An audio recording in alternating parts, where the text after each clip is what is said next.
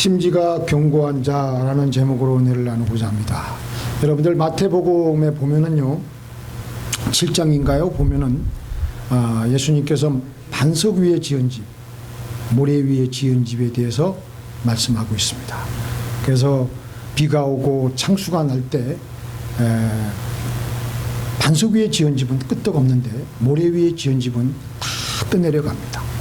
그래서 이 모래 위에 집을 지은 사람들은 누구를 뜻하고 있는가?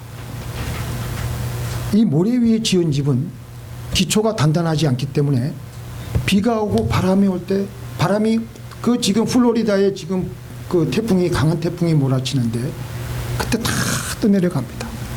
모래 위에 지었기 때문입니다. 이것은 아무리 성경을 많이 알고 교회를 아무리 다녔다고 하더라도 성경 오늘 제가 이렇게 하는 거 다 알 거예요. 무슨 말씀을 할 건지.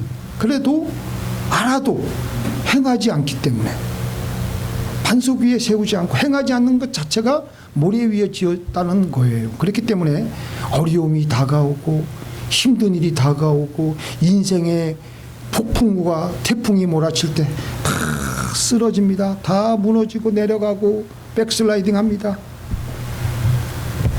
왜 그러냐면은 행하지 않았기 때문에 하나님을 몰라요. 하나님을 체험하지 않았기 때문에 그냥 다 떠내려가는 겁니다. 그런데 반석 위에 세운 집은 비록 교회에 나온 지는 얼마 안 되었다고 하더라도 그 하나님의 말씀을 다 붙잡고 행했기 때문에 하나님의 그 은혜의 맛을 알아요. 그 체험 신앙이 그래서 중요한 거예요. 말씀의 체험을 했기 때문에 인생에 비가 내리고 폭풍과 몰아칠 때 그때 그 맛을 알기 때문에 하나님께 또 의지하고 나가는 거예요. 주께서 심지가 견고한 자를 평강에서 평강으로 지키시리니 이는 그가 주를 의뢰함이니라. 또 주님을 의뢰하는 거예요. 그래서 또 위기를 넘기고 하나님의 말씀대로 순종하게 되고 그래서 그 위기를 극복하게 되는 겁니다.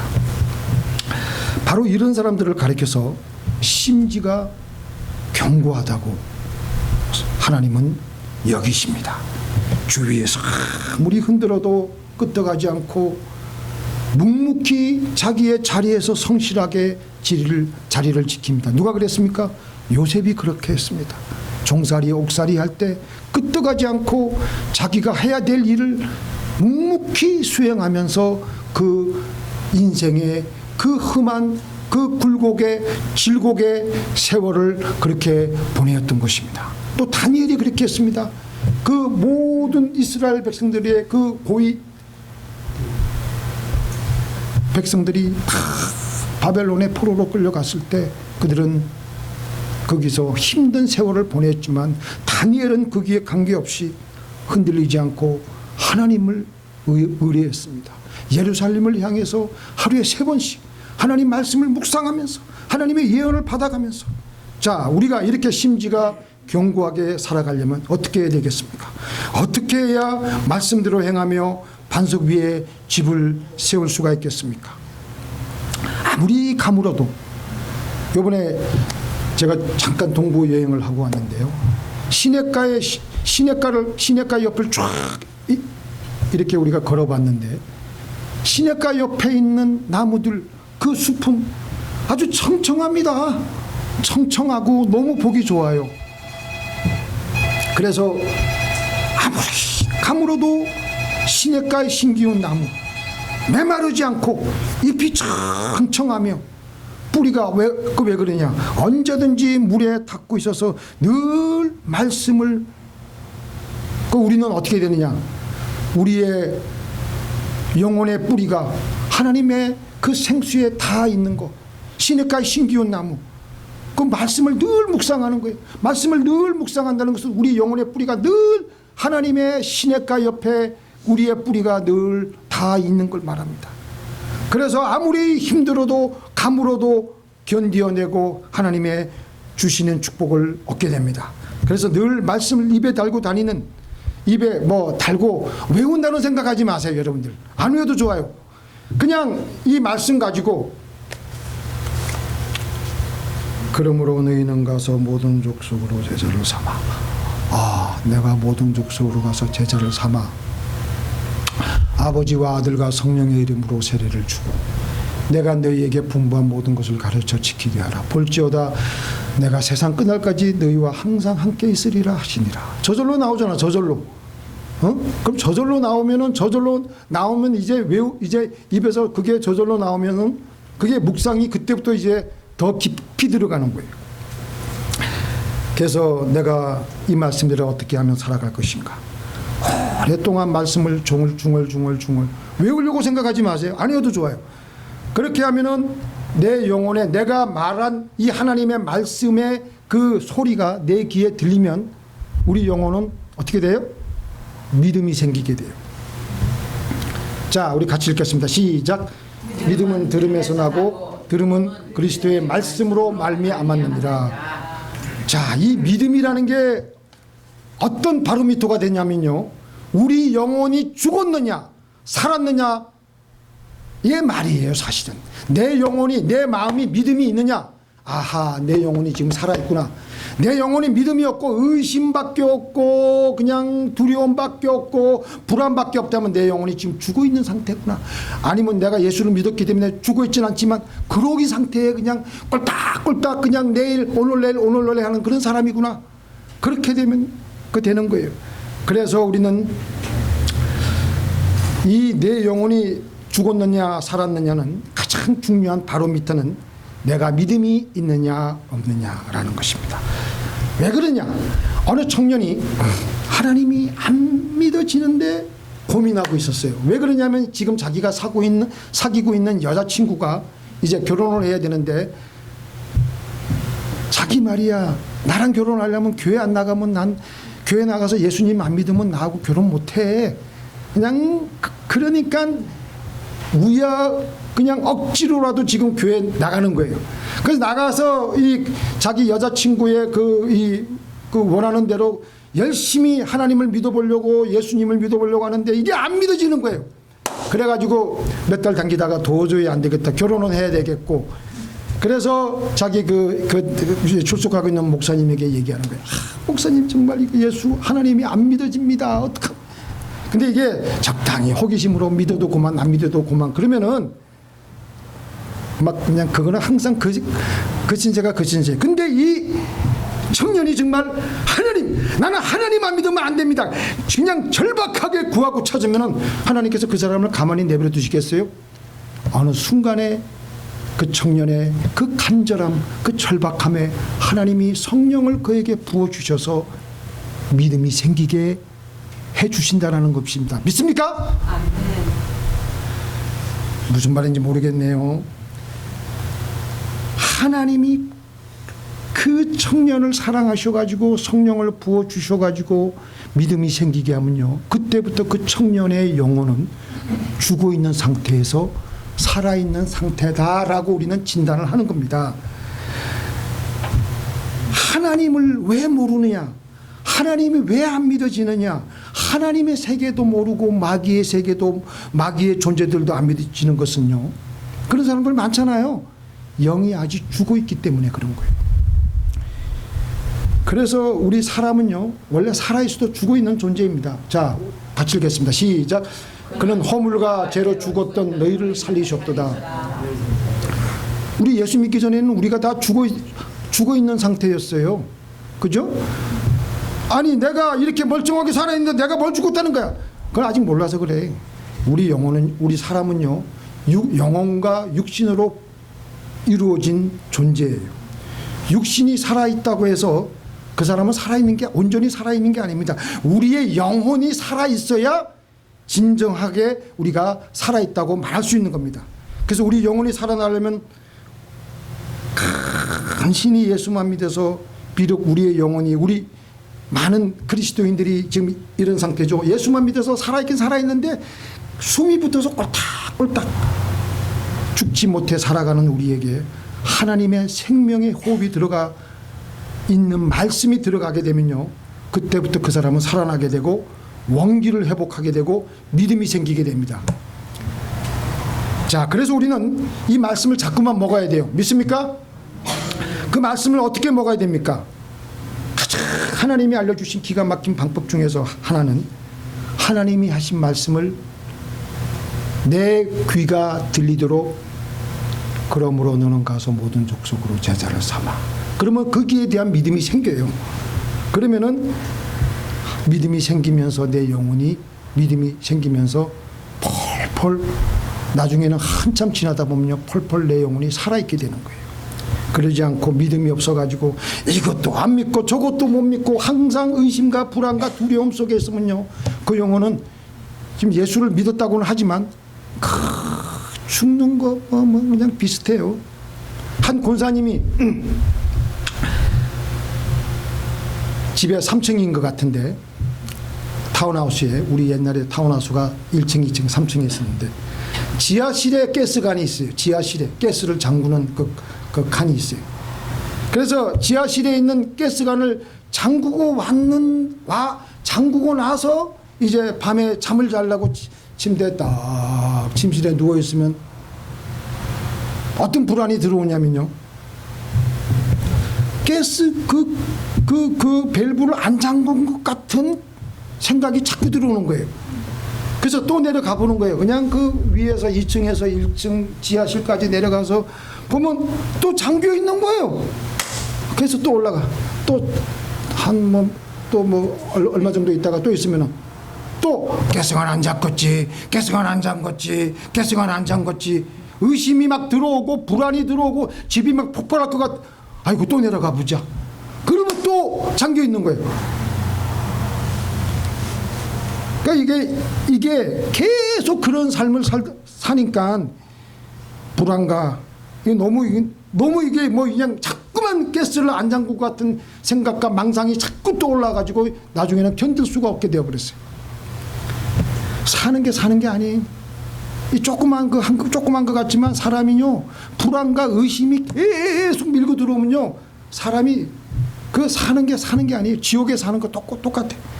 그래서 이분이 로마서 10장 17절에 보니까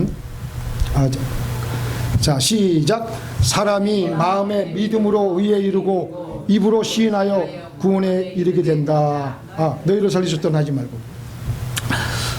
그래서 내가 이 말씀대로 가스관을 잠글 때 그냥 올라오는 게 아니라 가스관을 잠그고 나서 나는 가스관 잠궜다. 나는 가스관 잠궜다. 가스관 잠궜다. 한 5번 하고 올라오는 거예요. 이제 그러고 다시 이제 침실에 올라와 있는 거예요. 근데 또 아니나 다를까 가스관이 또 안 잠겨졌다는 그런 생각이 들고 그래가지고 밀려오면서 동시에 제가 아까 자기가 큰 소리로 가스관 잠궜다라는 소리도 동시에 들려오면서 가스관 안 잠겼다는 생각은 다 이제 그때부터 서서히 사라지기 시작하는 거예요. 그때부터 이제 편안하게 잠을 자는 거예요. 제가 왜 이 말씀을 드렸냐면요. 우리가 하나님의 말씀을 머리로만 이해하고 우리가 실제적인 우리의 삶 속에서 마귀가 우리에게 던져주는 불안을 우리에게 다가오면요. 우리는 우리가 가지고 있는 머릿속에 들어있는 하나님의 말씀은요. 거기서 맥을 못 쳐요. 왜냐하면 믿음으로 작용하지 않기 때문에. 그냥 힘들게 살아가는 것이죠. 근데 그렇게 하지 않고 하나님의 말씀을 중얼중얼거리고 묵상하며 계속해서 그 자기가 하나님 말씀을 선포한 것을 묵상하기도 하면서 그 말씀이 그 중얼중얼거리는 게 내 귀에 계속 들려가지고 내가 믿음이 자라있으면요. 마귀의 생각과 불안과 염려가 우리에게 엄습을 해도 힘을 발휘하지 못하는 거예요. 흔적도 없이 마귀가 던져준 생각과 불안과 염려는 흔적도 없이 사라지게 됩니다. 그래서 이 말씀은요. 묵상해야 됩니다. 아멘. 마귀가 제일 좋아하는 거는요. 성경 공부 많이 해라. 묵상 없이 해라. 묵상 없이. 그러면 마귀가 그냥 던져주는 생각에 우리는 여지없이 무너지고 자빠지고 깨지는 거예요. 그래서 묵상이라는 말의 어원은요. 메디켈루스라는 라틴어로서 약이라는 말의 어원이 라고 합니다. 그래서 온몸에 그 하나님의 말씀이 우리 안에 들어오면요, 그 우리가 묵상하면 메디테이션, 메디칼루스, 그게 우리의 온 영혼에 그냥 하나님의 약의 그 기운이 쫙 퍼지면서 모든 독소를 다 잡아 빼는 거예요. 자, 같이 읽겠습니다. 시작. 내가 주께 범죄치 아니하리 하여 내 말씀을 내 마음에 두었나이다. 아멘. 그래서 성경 암송, 성경 묵상을 하루 종일 하는 겁니다. 많은 분들이 이런 간증을 하시오. 그 중에 최경주 선수가 한때는 그 최경주 선수가 이제 골프 유명한 골프 시합인데 저는 골프를 별로 관심이 없는데 이분이 한 번은 그 타이거 우즈하고 한조가 돼가지고 라운딩을 하는 거예요. 그런데 이 타이거 우즈와 같이 됐다는 것만 해도 이게 기가 질려가지고 들들들 떨려가지고 제대로 골프가 안 된다는 거예요. 저는 잘 모르겠는데 4주간 근데 이분이 이 처음에서 세컨샷까지 가는데 그 티샷까지 걸어가는데 그 얼마나 긴장되고 사람들이 그냥 후들후들 뜨는데 이 사람은 전혀 동요하지 않고 캄하게 태연하게. 그런데 그때 뭐 하냐면은 성경 말씀에 적힌 종이 쪽지를 가지고 묵상하면서 간다는 거예요. 그러니까 그 최경주 선수만을 특별히 응원하는 백인들의 갤러리가 또 있다는 거예요. 왜냐하면 매너가 너무 좋으니까. 사람이 너무 이렇게 어떤 사람은 이게 공이 친 공이 잘 안 나오면은 막 그냥 싫은 표정도 나오고 찡그리고 그런데 전혀 이 최경주 선수는 그런 거에 관계없이 그렇게 초연하게 담대하게 그렇게 했다라는 겁니다. 우리가 말씀 묵상을 끊임없이 해나갈 때 인생의 파도 속에서 다가오는 불안과 두려움과 공포를 말씀이 이기게 해줍니다. 우리는 다 약한 인간이에요. 이 땅에 살면서 얼마나 많은 의심이 우리를 계속해서 우리에게 다가오고 있습니까? 의심할 수밖에 없고 염려할 수밖에 없고 불안해할 수밖에 없고 그런 세상에 우리가 살고 있습니다. 이럴 때 하나님 말씀을 입에 달고 다니면서 묵상을 시작하면요, 우리의 믿음이 자라게 되고 죄의 유혹 이길 수가 있고 의심의 파도 넘어갈 수가 있고요, 불안의 어두움을 뚫고 나갈 수가 있습니다. 이 성경은 어떤 말씀입니까? 하나님의 영감으로 기록되어 있다 그랬는데 그걸 다시 원어적으로 보면요, 하나님의 숨결로, 하나님의 그 영감이 하나님의 숨결이에요. 숨결. 그러니까 하나님께서 사람을 창조하실 때 숨을 불어 넣어서 생명이 되게 해서 온전한 사람이 되게 했듯이 생명 없는 흙덩어리에 우리가 예수를 안 믿고 우리가 흙덩어리 그냥 육신적으로만 살아가면요, 거기에 하나님의 숨결이 성령이 우리에게 들어오게 되면 우리는 믿음을 가지게 되고 살아나게 됩니다. 여러분들 다 잘 아시겠지만 에스겔서 37장에 보면은 에스겔 골짜기에 그 아주 마른 뼈가 가득히 수북히 쌓여 있는데 그 인자가 하나님의 말씀을 대언하자 뼈가 서로 연결되고 그 다음에 한 번 더 하니까 대언하니까 힘줄과 살과 가죽이 그 위에 덮여지면서 죽어있던 시체들이 살아나서 큰 군대가 된 것을 우리는 에스겔서를 통해서 읽었습니다. 하나님의 말씀, 하나님의 성령의 숨결이 담겨진 말씀이 들어가는 곳에는 생명의 역사가 일어나게 되어 있습니다. 그래서 우리는 하나님의 숨결인 하나님의 말씀을 묵상해야 되는 겁니다. 묵상은 끊임없이 그 시편 119편에 우리는 다윗이라고 하는데 내가 주의 법을 어찌 그리 사랑하시는지요. 내가 종일 주의 말씀을 뭐 한다고요? 묵상하나이다. 했습니까? 종일 주의 말씀을 중얼중얼 뭐 딴 거 말하지 말고 그 예레미야 23장 28절에 보면은 여호와의 말씀이니라 꿈을 꾼 자는 꿈을 말할 것이지요 내 말을 받은 자는 자 우리 같이 읽겠습니다. 시작. 여호와의 말씀이니라. 꿈을 꾼 자는 꿈을 말할 것이요 내 말을 받은 자는 성실함으로 내 말을 할 것이라. 벼가 어찌 알곡과 같겠느냐. 여호와의 말씀이니라. 불같지 아니하냐. 바위를 쳐서 부스러뜨리는 방망이 같지 않느냐. 자, 아까 제가 여기 줄친 거 다시 한번 읽겠습니다. 시작. 내 말을 받은 자는 성실함으로 내 말을 할 것이라. 누구 말이요? 하나님의 말을 너희들이 성실하게 내 말을 계속해서 달고 댕기라는 거예요. 그래야지 우리가 이 힘든 나그네 인생길에서 하나님이 주시는 생수를 공급받을 수가 있다라는 겁니다. 믿습니까? 하나님의 말씀을 묵상하는 것은요,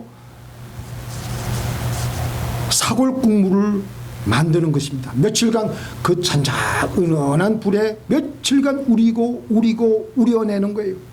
그 하나님의 말씀을 계속해서 우리의 마음의 영광로에서 음미하고 또 음미하고 말씀 자체에서 나중에는 말씀의 깊은 사골국물이 우리의 영혼을 탁 퍼지게 되면서 우리 그때는 너무나도 기쁘게, 주변은 그냥 메마르고 사막이고 막 그냥 뭐 다 죽는다 하더라도 내 영혼은 그 말씀의 뿌리가 사골국물을 빨아들이기 때문에 얼마나 감사하고, 그래서 그 다윗이 그랬잖아요. 나는 종일토록 기쁩니다. 주의 말씀이 내 기쁨입니다. 복 있는 사람은 하나님의 말씀을 묵상하되 주야로 묵상하는 사람입니다. 묵상이란 끊임없이 할 수 있으며 끊임없이 해야만 되는 일입니다. 그렇다고 해서 하루 종일 성경책 들고 직장 가지 말고, 묵상은 그냥 카드 하나 놓고 계속 머릿속으로 돌리면은 묵상하면서 산책할 수 있고요, 묵상하면서 대화할 수 있고요, 묵상하면서 일할 수 있어요. 묵상하면서 법원에 가고, 묵상하면서 사람들 만나고, 묵상하면서 자기 일 얼마든지 할 수 있어요. 이것이 가능하기 때문에 하나님의 말씀을 주야로 묵상하는 자가 복이 있다고 했습니다. 인생을 평강하게 살아가는 것은 우리가 이 땅에서 얼마나 행복하게 살아가느냐를 결정해 줍니다.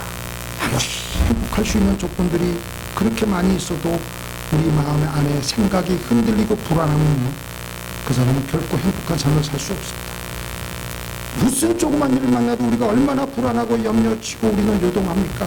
그때 저나 여러분들 주야로 말씀을 중얼중얼 거리면서 믿음을 키우면서 말씀대로 행하며 살아가십시다.